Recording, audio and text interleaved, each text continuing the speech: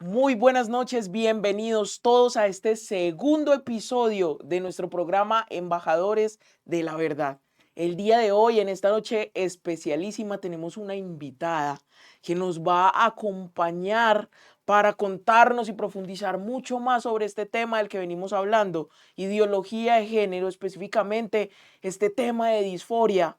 El programa pasado tuvimos a Anael, activista trans, que nos ayudó a conocer mucho más todo este tema de la ideología, la lucha como pacientes, todo lo que nos atañe por pasar por un proceso de hormonización, unas terapias mal llevadas, diagnósticos cerrados, bueno, todo esto que influye.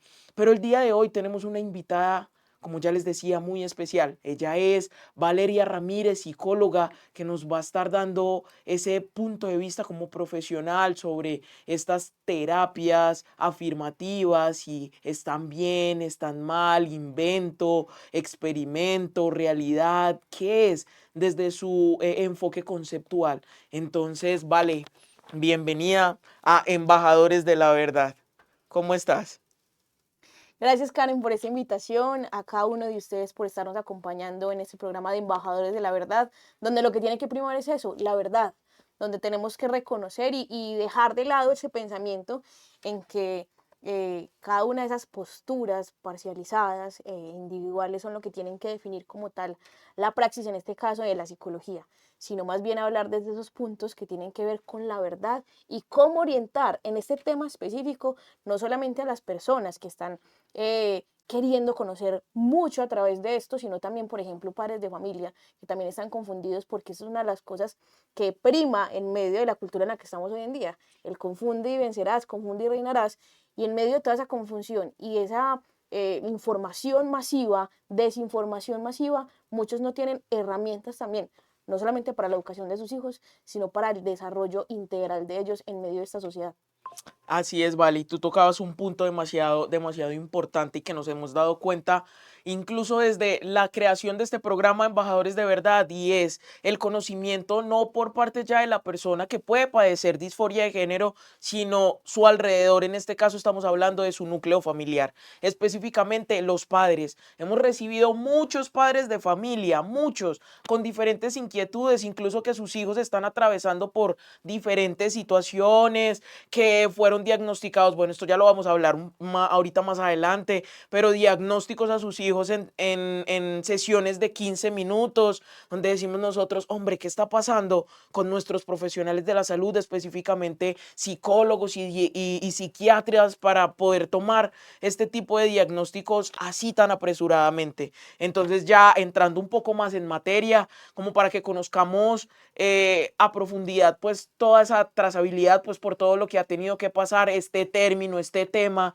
de la ideología de género, la disforia de género dentro del DSM, que ya vale les explicar un poquito ya a profundidad del CIE, que son pues manuales dentro de los que se tipifican los diferentes trastornos, enfermedades mentales. Pero vale, cuéntanos un poquito tú desde tu profesión, desde lo que ejerces, cómo has visto de alguna manera, no sé si atropellado o has visto como la influencia globalista, si lo llamáramos así, de estos lobbies por querer quitar algo que se evidencia. Entonces cuéntanos un poquito sobre eso, Vale. Es muy complejo, es muy complejo porque nos vamos a encontrar una realidad bastante difícil, y es que realmente la ideologización le ha hecho muchísimo daño a la intervención clínica, a la intervención psicológica y pues la médica en general. ¿Por qué? Porque en medio de esas luchas donde muchos autores ya nos lo han dicho, aquí la batalla es cultural y la batalla es del lenguaje, se empieza, por ejemplo, a manipular los espacios, como tú bien lo decías, de manuales diagnósticos. Disforia, si tú te pones a ver desde la raíz, la disforia es eso difícil de asumir, difícil de soportar por la raíz disforos. Y partiendo de eso, entonces empieza ese desarrollo más o menos en 1973 Ujú. con John Money, que empieza a introducir el término y se empieza a meter dentro de los manuales diagnósticos y en el proceso clínico. ¿Qué sucede? Con el tema del CIE-10 teníamos la disforia en la parte de trastornos sexuales. Ahorita se tiene como una condición de salud sexual en el CIE-11. Ya cambia. Claro, cambia y es muy tremendo porque uno dice, bueno, sí, más o menos 2018 empieza a ver el cambio, entonces las implicaciones que eso tiene, pero es que esto va mucho más atrás. Desde el 2007, en octubre del 2007, empieza una movilización de cada año donde las personas que hacen parte de la comunidad LGTBI, toda esta parte de la ideología de género, empiezan a trabajar con las diferentes asociaciones y a empezar a hacer marchas y a ir a tocar puertas y decir, venga, es que no nos traten como enfermos por X o Y, cuando realmente desconocemos y dejamos a un lado que el trastorno, hombre, va simplemente con el tema de una dificultad asociada a algo que está irregular en la vida de la persona. A eso va el trastorno. No necesariamente es una enfermedad que se tiene que satanizar y que se tiene que llevar al extremo, sino que estamos desconociendo incluso los principios de los términos. ¿Para qué? Para despatologizarlo un poquito y como ya no es patología, entonces hacerlo parte de la cotidianidad. ¿Qué sucede? Y es muy tremendo.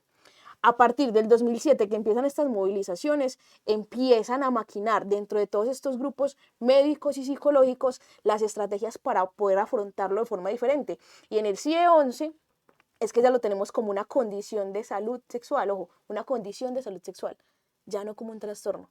Porque quien lo trate como un trastorno en el ambiente médico naturalmente va a ser acusado por básicamente el discurso de odio, que es de lo que tanto nos atacan en muchos escenarios, el discurso de odio. Más allá de eso, tú también hacías una pregunta y es el tema de, bueno, cómo abordar ciertas cosas en el ámbito de lo clínico y de la profesión, y es muy complejo porque tú bien lo decías, con el tema de las terapias afirmativas hay un asunto muy complejo y es que estamos pretendiendo que en 15 minutos de sesión tú puedas llegar a diagnosticar una persona. E independientemente de las corrientes, de las posturas y de lo que nosotros pensemos en nuestros campos profesionales, a mí hay una frase que me ha impactado en mi profesión y que me ha guiado también en ese camino. Jung, con quien no comparto corriente, porque es más desde el psicoanálisis y la dinámica y de esa corriente, pero Jung decía, hombre, usted como terapeuta, conozca todas las teorías, conozca todas las técnicas, conozca todas las bases, pero cuando esté con un alma humana, sea solo un alma humana más. Y eso lo hemos deshumanizado. Hemos vuelto la terapia como simplemente un checklist en el que yo digo, tienes esto, tienes esto, tienes esto, tienes disforia de género, empieza tratamiento. Y no vamos a las heridas y no vamos al dolor. Generalmente, en la visión que nosotros tenemos de la psicoterapia, de la salud mental, a nosotros no nos han enseñado que la terapia es saludable, que ir al psicólogo es saludable y que es bueno y que está bien, sino que la mayoría de nosotros generalmente acudimos al psicólogo en un momento de crisis, en un momento de tristeza profunda, de desesperación, de angustia, con un cuadro de situaciones alrededor muy específicas. Y eso implica que la respuesta que nosotros necesitamos en medio de esas crisis no es que nos digan tu diagnóstico es este y el tratamiento es este. Se necesita el acompañamiento humano. Y lo que han hecho las terapias afirmativas es reafirmar un aspecto específico de la persona y decir, ok, tú eres esto, adelante, sigue con tu vida. Así Y es. sigue y pasa al espacio clínico y pasa al espacio de, por ejemplo, en este caso, hormonización y otro tipo de situaciones. Pero más allá de eso no preguntamos y no estamos en el persona a persona a decir, ven, abordemos, tratemos, veamos el malestar, veamos la incomodidad, veamos entre esta forma que hay alrededor cuál es el fondo detrás de todo eso, porque nos hemos olvidado de ser verdaderamente psicoterapeutas para ser diagnosticadores. Así es, vale. Y tocas varios puntos importantes y es como la humanización de la persona.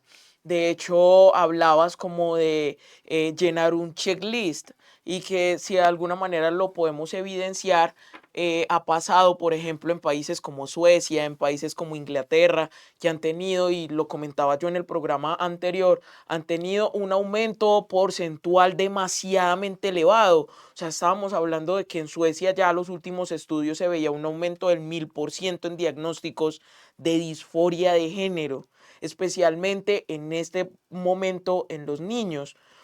Y lo que tú decías es demasiado importante. ¿Por qué? Porque se ha vendido de alguna manera la idea de que asistimos al psicólogo o buscamos ayuda terapéutica cuando creemos que estamos enfermos y no es de ahí. O sea, hay que ir a la raíz, lo que tú dices.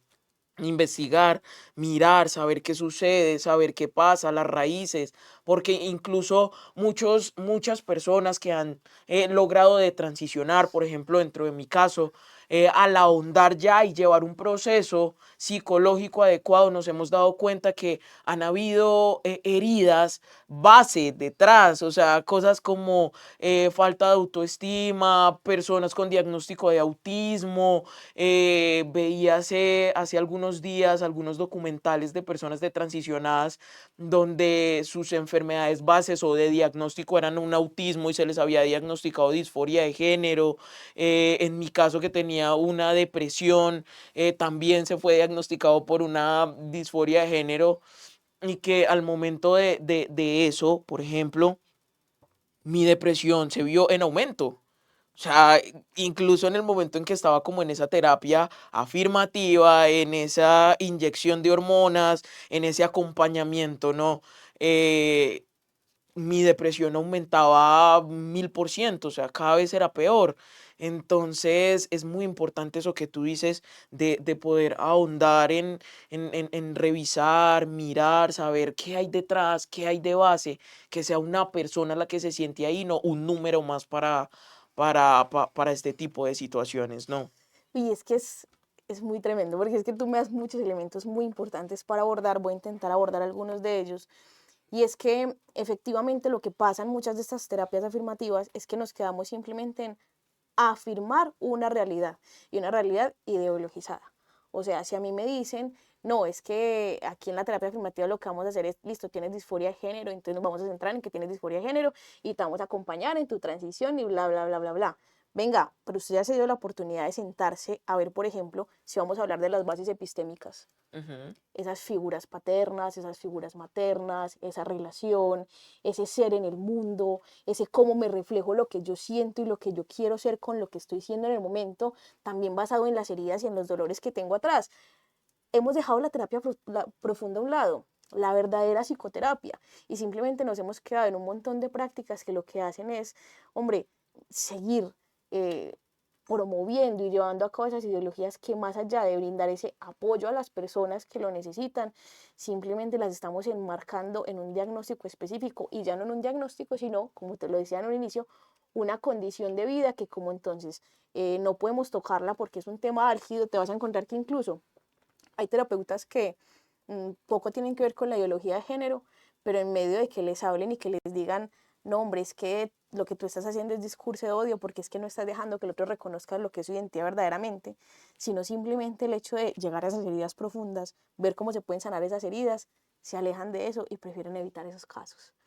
Ahorita hablabas de los niños y hay una cosa muy tremenda y tú dices que hay un aumento del 1000%. Sí, y muestra de eso y parte de eso se debe a, a lo que ha habido frente al tema del avance tecnológico y lo permisivos que somos en el uso de los implementos tecnológicos con los niños y el material que ellos ven y al que están expuestos. ¿Por qué se da esto? Es muy sencillo. Antes, el niño, en la configuración de lo que él era, miraba la figura paterna, la figura materna, ya sea papá o mamá o quienes lo representen, que muchas veces en nuestra sociedad, en nuestras familias es el abuelo, la abuela, tío, tía, Ujú. y se configuraba a partir de eso. Ahorita, en medio de la exposición que hay, de los problemas en la constitución familiar, de las disfuncionalidades que hemos permitido ingresar al ambiente de la familia y que hemos visto a lo largo de la historia, este tema de conformación y de una u otra manera consolidación se da con cualquier referente. Y los referentes que tenemos hoy en día son referentes ideológicos. Y entonces, en medio del referente ideológico, perdón, pero el niño se va a encontrar con un Bad Bunny que, claro, me encanta y su música y lo que haga y lo que sea. Y entonces el tipo va y se pone una falda y se pone labial y el niño empieza a relacionarse con eso. ¿Por qué? Porque a falta de una conexión real con la figura paterna, él empieza a asumir como propio todo lo que no es de él, Ujú. pero que él mira como un ideal. Y en medio de la idealización de toda la cultura popular a la que estamos sujetos, empieza a suceder una cosa terrible. Y es que nosotros ya no miramos a nuestro alrededor ni siquiera en la formación de nuestros padres y de nuestra propia familia, sino en la masa en la que nos convertimos. Y antes el niño decía, ve, tal vez no me gustan tanto los carritos, pero porque le gusta jugar con otro tipo de cosas. Y eso estaba muy bien. Antes la niña decía, ve, tal vez ya no me gusta jugar con las muñecas, soy una niña más de carritos. Y eso en nada tenía que incidir en lo que yo me desarrollaba y en mi sexualidad y en mi orientación sexual. Ahorita es un problema porque, claro, en medio de toda esa sobreinformación, cualquier señal que medio nos parezca extraño, inmediatamente nos lleva a decir, pues madre, es disforia de género. Y hay un tema delicado y es que realmente si nos vamos a lo pragmático, Ujú. en el tema de lo diagnóstico, es importante también evaluar la edad y los ciclos vitales. O sea, tú no me puedes decir que a los 5 años ya estás diciendo que un niño padece disforia de género, porque es difícil soportar su género. No, hombre, es que más allá de eso hay una constitución en la formación de la personalidad que no se puede limitar a un ciclo vital tan corto como es la de infancia y adolescencia. Ujú. Y que en medio de eso entonces estamos haciendo de las dudas naturales en el proceso de crecimiento de los niños un montón de categorías que ya son para adultos y que no podemos realmente pasar por alto eso, ni mucho menos permitir que esas dudas, pensamientos e incógnitas de los niños se conviertan en una bandera de batalla para que los adultos permitan que su ideología se llene en los diferentes estamentos, especialmente instituciones educativas y todo donde se puedan encontrar con niños. Que es donde se está proliferando, ¿no? Donde lo estamos viendo ya, vale, como de frente y sin descaro, ¿no? De alguna manera, si lo llamamos así. De hecho, hace poco revisaba ciertos artículos y libros y en cuanto a ese tema de los niños, incluso inicios de la adolescencia, ya estamos hablando de una deseabilidad social, deseabilidad ideológica, que era lo que tú hablabas ahora de tomar referentes. ¿Y es por qué? Porque de alguna manera el ambiente ya en el que nos movemos, en el que estamos, te hace desear ese tipo de situaciones. ¿Por qué? Porque se normaliza. Entonces se buscan ciertos referentes y se adoptan ciertas conductas y se hace deseable. También tocaban un término que me parecía demasiado increíble y es la disforia social. ¿Por qué el aumento de este tipo de patología? ¿Por qué el aumento de este tipo de disforia? Porque en los jóvenes y porque ya, si antes lo hablábamos en una edad adolescente y adulta, ahora ya lo estamos viendo desde los niños. Porque niños desde los 6 años, 5 años ya, porque tengo relación, bueno, y muchas amistades médicas, y es que llegan niños para tomarse exámenes hormonales para cambio, para terapia de reemplazo hormonal. Niños de 6 años. Niños de 6 años que no están teniendo una real terapia psicológica, niños de 6 años, 5 años que han sido diagnosticados en una sección de 15 minutos, en una sesión de 15 minutos o simplemente por compañía de sus padres, donde lo que hacen es afirmar ciertas conductas que tendrían que mirarse para atrás. O sea, vuelvo y pregunto, como lo hacía así, en el programa pasado, y es, ¿qué está pasando con nuestros profesionales? Vale. ¿Qué está pasando? O sea, hay temor en afrontar ya ese tipo de situaciones Sí, por el total. veto, porque los van a señalar, por el discurso de odio, porque eso acarrea entonces ciertas situaciones en cuanto al colegio de psicólogos. No, no, explícanos un poco, pues, sobre eso, porque el temor de afrontar realmente este tipo de situaciones, porque muchos de nuestros profesionales o se están volcando realmente a realizar terapias afirmativas, ¿cierto? Porque también hacía un recorrido por internet y miraba como psicólogos afirmativos, y encuentra uno un directorio ampliesísimo. O sea, es demasiadamente grande los profesionales ahora que ya o colocan como profesional en terapia afirmativa o profesional en psicólogo profesional especialista en conductas LGTB. O sea, ese tipo de, pero abundan profundamente. No, y es muy tremendo. Y eso va de dos aristas. La primera arista es el tema de crianza de los hijos. ¿Por qué? Porque tú te enfrentas a unas lógicas de crianza diferentes. Y no voy a decir que están mal, ¿cierto? Porque comprendo y respeto profundamente a quienes deciden llevar una crianza respetuosa en las bases de la crianza respetuosa, que básicamente es respetar al otro no solamente como mi hijo, sino también como persona. y eso es válido, eso está muy bien. Ahora, se ha llevado a extremos en ciertas situaciones y eso hace que es que mi hijo no es ni él ni ella, sino que es mi hija y va a hacer lo que quiera hacer. Y eso lo ha promulgado mucho esta cultura y lo ha promulgado mucho esta sociedad y está tan permeado de eso, que es lo que te decía, el ejemplo sencillo, hombre, llega el niño y le dice a la mamá, mami, es que no me gusta jugar con los niños, me encanta estar con las niñas del salón. Y entonces la mamá ya empezó, hijo, no, lo que tú decidas, es que si a ti no te gustan, venga, pero a ver, el niño tiene 5 o 6 años, no estamos para que nosotros mismos como adultos estemos influyendo en su lenguaje y en su desarrollo de ciertas formas, que el niño en este momento ni siquiera está preparado para eso. Entonces, primero es, en el cambio en esas metodologías de crianza, ha hecho que de una u otra forma también empieza a cambiar muchísimo cómo se perciben los niños en base a cómo los papás influyen en esa percepción, porque es Así muy es. diferente y el cambio ha sido muy radical. Sí. Ahora, desde la parte de la terapia, y tú lo nombrabas bien, existe un miedo de una u otra manera a abordar ciertos temas en la terapia. ¿Por qué? Porque hoy en día, en medio de esta ideologización, incluso en los espacios legislativos, las personas tienen miedo a atender ciertas situaciones y que luego por eso puedan perder incluso su tarjeta profesional. O sea, Así y es. puede parecer muy lejano, pero es que no es tan lejano y no es tan difícil y es tan complejo como esto.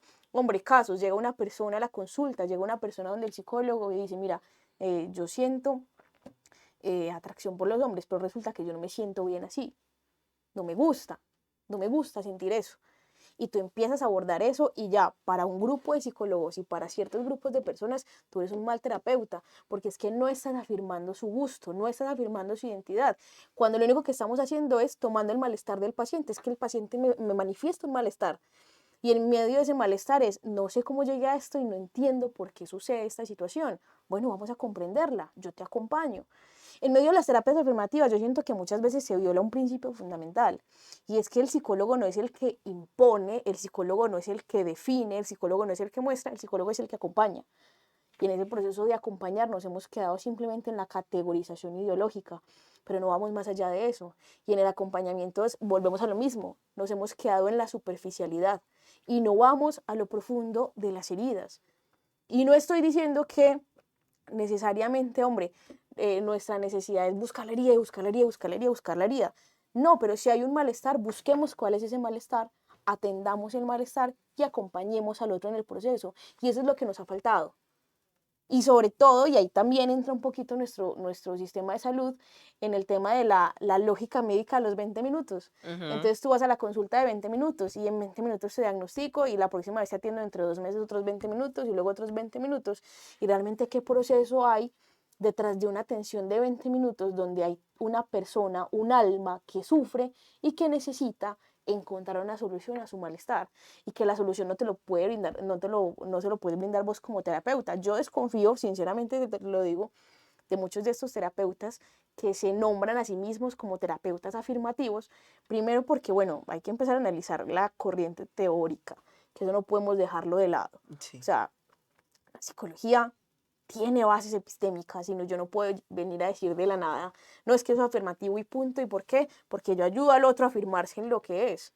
Ujú. Eso es muy coaching y muchos en el coaching lo hacen, pero cuando estamos hablando de la psicología tenemos que ir a mirar otro tipo de bases reales detrás de todo Claramente. eso. Y volvemos a lo mismo y es, ¿quién soy yo como acompañante en el proceso para afirmar en el otro lo que le corresponde al otro? No me corresponde a mí. Entonces, en el descubrimiento de lo que es la terapia afirmativa, desde la epistemología, desconoce principios psicológicos. Así es, vale. Y estás tocando puntos, mejor dicho, este programa va a estar interesantísimo porque hay muchos puntos y hay muchas situaciones de donde agarrar. Vale, ahorita hablaba, por ejemplo, incluso de ese temor por parte de los profesionales, pues a atender, a acompañar, a guiar, a mirar, a revisar. Es que si alguien llega y tú ponías el ejemplo claro de alguien que llegaba como, bueno, tengo un gusto, una inclinación por la persona del mismo sexo, pero no estoy conforme con esto, ¿cómo hago? Precisamente en nuestro país en este momento, ya para ir haciendo como un cierre, Vale, estamos a puertas de dos debates que faltan para un proyecto de ley inconvertibles que entraría ya ahorita a debate en comisión primera del Senado. Proyecto de ley número, para los que les gusta pues averiguar, leer o profundizar más sobre estos temas, proyecto de ley 270 del 2024, donde de sus grandes banderas y que nosotros nos hemos dado cuenta, Valeria, pues dentro de la lectura, la investigación, cómo mirar y hacer una revisión minuciosa, está precisamente eso, la de penalizar o prohibir y prohibir incluso a los profesionales de la salud, psicólogos y psiquiatras, todo tipo de atención con personas que tengan algún diagnóstico de disforia de género y que quieran recibir ayuda. O sea, que quieran mirar, no por la disforia, sino si yo soy ese paciente que tú me estás diciendo ahora, vale, me estoy sintiendo así, vengo con esto, pero no me siento bien con esto. O sea, el hecho de que tú intervinieras y me dijeras, o sea, tendrías totalmente prohibido con la aprobación de este proyecto de ley tratarme, aun cuando yo te estoy buscando la ayuda, aun cuando yo estoy generando esa situación, Y aun estaría cuando en eso riesgo pasara. incluso mi tarjeta profesional. Exacto. Incluso cuando eso. Entonces, danos tu opinión sobre este proyecto de ley, o sea, que las personas que nos están viendo comprendan también un poco eh, lo que te verías afectada tú como profesional donde esto llegase a pasar. O sea que eso Tremendo. incurriría, vale, en que yo, que en este momento pues soy una mujer de transicionada, ¿cierto? Buscara ayuda y te dijera como, vale, estoy teniendo este tipo de situaciones, necesito por favor ayuda psicológica, que tú me dijeras como, no, no puedo. O sea, ¿dónde quedaríamos entonces en este punto las personas como nosotros? O sea, que queremos una ayuda real, que queremos, estamos en esa búsqueda, simplemente se nos cerrarían las puertas, sería como, no. Mira, lo que voy a decir es cruel. Pero cuando tú me dices, ¿dónde quedaríamos las personas como nosotros, que como en tu caso es una persona de transicionada y que está en ese proceso, donde siempre los deja la ideología a un lado? Porque son muy útiles para la causa cuando están dentro de la causa, pero cuando no, y son testimonio de que la causa no está con la persona, sino con la ideología, hay que excluirlos. Y eso pasa muchísimo. Y no solamente a ti, sino a muchas otras personas. Primer elemento para tener claro y para que quede completamente claro en este espacio, nosotros siempre estaremos en contra de cualquier práctica agresiva y de tortura que se lleve a cabo en pro de generar un Así cambio. es. Y eso nunca lo hemos dejado de desconocer. Siempre vamos a estar en contra de esto. Ahora bien, este proyecto no solamente habla de eso. ¿Por Ujú. qué? Porque en Colombia ya hay legislación que está en contra de este tipo de prácticas. En Colombia no se permite la tortura. Listo. Es que no se hacen las denuncias pertinentes. Es que no se buscan los organismos pertinentes cuando pasan este tipo de situaciones. Ahora bien, creo que en ese libre albedrío que tanto promovemos y promulgamos y que tanto se promulga en la ideología de género, hemos dejado de lado a las personas que no comparten esas ideologías, pero que también tienen la libertad de buscar espacios y buscar ayuda. Así es. Es completamente complicado el hecho de asumirlo como profesional, porque el día de mañana, si este proyecto llega a ser ley, para mí va a ser un problema en la psicoterapia cuando alguien llegue con ese caso específico, que llegues tú con tu caso y yo tenerte que decir, no te puedo atender. ¿Por qué? Porque no te puedo ayudar, porque la ley me prohíbe ayudar a las personas que necesitan ayuda y que quieren ayuda. No quiere decir que entonces, si esta ley no pasa, yo me voy a ir por la vida diciéndole a todas las personas, usted tiene que cambiar, usted tiene que cambiar, usted tiene que cambiar. Yo Exacto. tengo un espacio de terapia clínica y de consulta donde las personas que se sienten con cierto malestar o que sienten específicamente que deben estar en un proceso a profundidad clínico pueden acudir y pueden tocar la puerta por lo que sea. Y ahí estamos vulnerando el derecho que yo tengo como profesional a atender a mis pacientes y el derecho que las personas tenemos como pacientes a ser atendidos y a ser guiados en la consulta bajo los parámetros que yo elija. Si yo me quiero hacer atender porque yo quiero cambiar, independientemente de lo que quiera cambiar, tengo derecho a hacerlo. Entonces Así es. peleamos mucho los derechos y hablan que inconvertibles, pero no estamos teniendo en cuenta los derechos de aquellos que quieren un acompañamiento diferente, que quieren un acompañamiento desde otra perspectiva y tienen todo el derecho a hacerlo. Y así como habrán personas que lleguen a una consulta clínica y digan, es que yo me reafirmo y puedan decir perfectamente cambio de profesional porque este no me gustó. Tienes tú todo el derecho de llegar y decir, yo no me quiero reafirmar, yo quiero hacer un espacio de transición y tengo todo el derecho a buscar un profesional Que que me me ayude ayude. en eso. Totalmente. Tú tienes toda la razón, vale. Entonces, ya para terminar y agradecerle a Vale por habernos acompañado, por habernos prestado pues todo su conocimiento y demás que tiene al respecto, pues desde su profesión como psicóloga y el acompañamiento que ha podido hacer a jóvenes, adultos, niños, familia, todo, todo, todo, porque esto no solamente es de unas personas, esto compete a todo el mundo, compete a padres, compete a niños, nos compete a todos.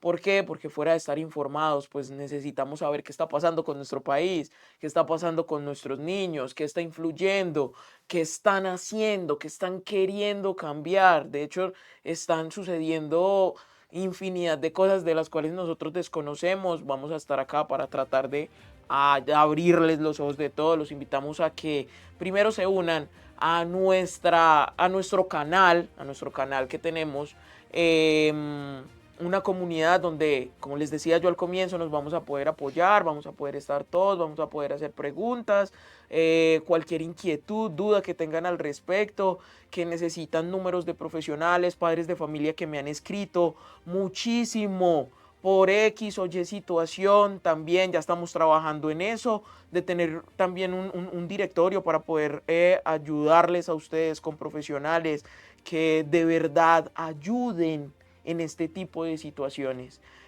También invitarlos a un curso que vamos a tener, lo hablamos también en nuestro primer programa, un curso que vamos a tener para padres, un curso para padres específicamente sobre tema de ideología de género, para que sepan también abordar, para que sepan también cómo tratar. Vamos a tener posterior otros cursos para que ustedes tengan ingreso a ellos, para que puedan gozar de ellos, van a ser de gran provecho. Vale, infinitas gracias por habernos acompañado, por haber estado acá con nosotros pues en este espacio, que lo que queremos es abrir esos ojos que quizás, o quitar las vendas que se nos han impuesto con diferentes temas. Hay algo que yo les voy a decir siempre y se los vengo diciendo desde el programa anterior, y es que la biología no entiende de ideologías. La biología no entiende de ideologías. Vale, infinitas gracias por habernos acompañado. Invitadísima por acá a que vuelvas a compartir este espacio con nosotros. Ya para terminar, si quieres decirle algo de pronto específicamente a nuestra audiencia acerca de este tema tan crucial y tan escabroso, que a veces levanta Total, ampolla, mucho. ampolleta, a veces levanta como ciertas cosas, que es como de malestar para cierto público específico, pero acá estamos para eso, para develar y para mostrar la verdad, para hacer de cada uno de ustedes, los que nos ven, embajadores de la verdad. Así es, no, primero pues gracias por la invitación, obviamente por acá siempre me tendrán a la mano, lo que necesiten para eso estamos, porque hace falta eso, hace falta tener otra postura, tener otra mirada en medio de un mundo tan ideologizado frente e inclinado frente a ciertas posturas. Qué bueno es saber que hay profesionales y espacios diferentes donde podemos debatir de otra forma, donde podemos discutir de otra manera y mirar otras posturas, porque realmente estamos plagados completamente de otro tipo de terapias y posturas y pensamientos. Y frente a la salud mental, no nos olvidemos que siempre lo fundamental, siempre lo elemental, va a ser el hecho de la persona humana, el trasfondo, el alma que hay detrás. Y en medio de mirar esa alma, es mirar ese dolor, esa profundidad, eso que hay en lo más profundo del ser, no quedarnos solamente con eso, sino empezar a acompañar. Y aquí estamos para eso, para acompañar. Este programa es para eso, para acompañar. Karen Así está acá es. para acompañar, nosotros estamos acá para acompañar, porque sabemos que no es fácil hablar de esto, que muchos nos van a criticar, pero más allá de eso somos conscientes de que es una verdad que hemos asumido, es una verdad que reconocemos como propia y que estamos dispuestos a dar la vida por ella. Así es, estamos totalmente dispuestos. Bueno, ya les vamos a dejar el número para que ustedes puedan unirse a nuestra comunidad, para que podamos hacer eso, para que nos hagamos embajadores de la verdad. Ahí vamos a estar enviando información, vamos a estar enviándoles libros, bueno, estudios para que ustedes también tengan argumentación y fundamento sobre este tipo de temas. Entonces, nada, agradecerles por estar ahí, por acompañarnos. Nos vemos en un próximo episodio de Embajadores de la Verdad.